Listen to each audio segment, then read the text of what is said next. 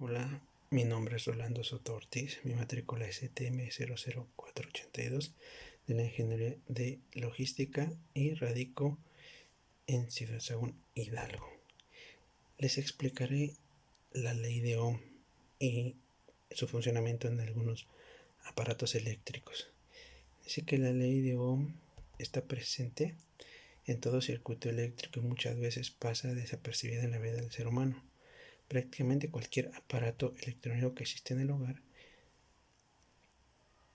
como planchas, computadoras, radio, televisión, teléfono, tienen un circuito eléctrico con el cual se da la ley, ya que obviamente el circuito relaciona la intensidad de corriente, la diferencia de potencia y la resistencia eléctrica. La intensidad de corriente que circula por un conductor es directamente proporcional a la diferencia de potencial que existe entre sus extremos, inversamente proporcional a su resistencia eléctrica.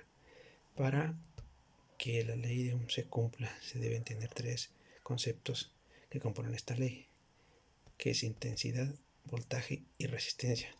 La intensidad, como mejor conocida como intensidad de corriente, es la cantidad de electrones que recorren en una unidad de tiempo establecida. Esta intensidad es medida en amperios. El voltaje se le conoce como fuerza automotriz o también como diferencia de voltaje o potencia. El voltaje es la diferencia de energía que existen entre dos puntos para poder generar corriente eléctrica. Sin esta no se podrá dar y se mide en voltios. La resistencia dice que es la oposición que brinda un cuerpo al pasar por la corriente. La resistencia es un elemento en un circuito indispensable en electrónica debido a que muchos módulos aguantan poca intensidad y esta se mide en ohmios. Algo muy importante que no se debe olvidar con la resistencia es que influye la temperatura y el material. Por ejemplo, en un circuito con grandes diferencias de voltaje o potencia se genera mayor intensidad a medida que pasa la corriente. Sin embargo, hay que tomar en cuenta el tipo de conductor y la distancia entre los puntos debido a que esto genera variaciones. Aparatos que se utilizan para medir voltajes y corrientes es más común el multímetro, que es un dispositivo capaz de medir diferentes magnitudes y señales en un circuito eléctrico. También tenemos que es el voltímetro. Este se utiliza para medir el voltaje o la diferencia de potencial de la carga o la fuente. También tenemos lo que es el amperímetro. Este debe ser conectado en serie al circuito. Necesitas conectar un positivo con positivo, negativo con negativo.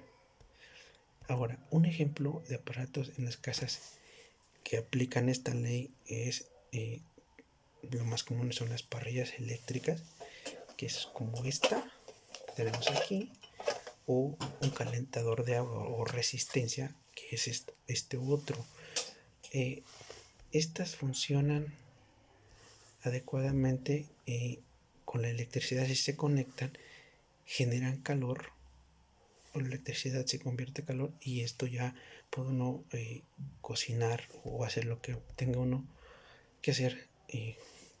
Ahora, la ley se aplica en que el proceso que llevan es de una cosa a la otra, pero interviene porque no solo en la resistencia, lleva todo ese proceso de acuerdo a cada objeto a utilidad que se le va a dar o al fin con el que se va a llegar. Pero en lo general, siempre en un hogar tenemos aplicaciones de la ley que quizá se desconoce, claro, siempre y cuando uno tenga esa afinidad de poder estudiar o entrarse más adentro en materia.